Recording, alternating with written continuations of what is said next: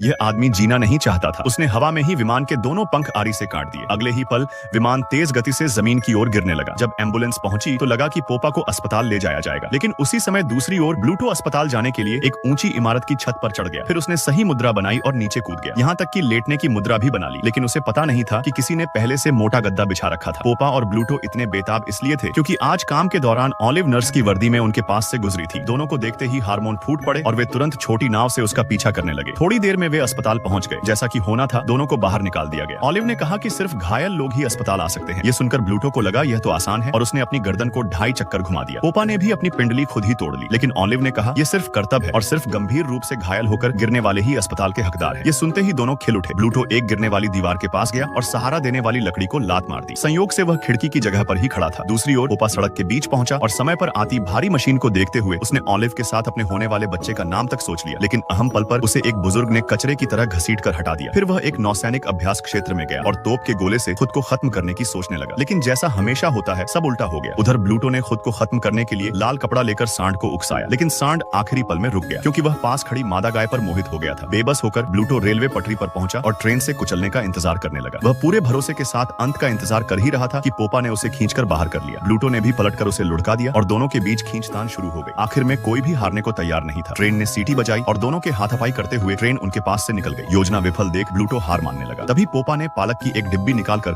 उसके मुंह में डाल दी। पालक खाते ही ब्लूटो में मर्दानगी लौट आई और उसने पोपा पर मुक्कों की बरसात कर दी। दर्द का आनंद लेता पोपा इसे सहता रहा। आखिर में ब्लूटो ने एक लात मारकर उसे अस्पताल के अंदर पहुंचा दिया। जब पोपा ऑलिव की बाहों में प्यार का सुख ले रहा था, तभी अगले पल उसे बाहर फेंक दिया गया क्योंकि वह एक पालतू जानवरों का अस्पताल था। ये देखकर दोनों अंतिम पागल कुत्ते बन गए और अंत में दोनों को मानसिक रोगी समझकर पकड़ लिया गया।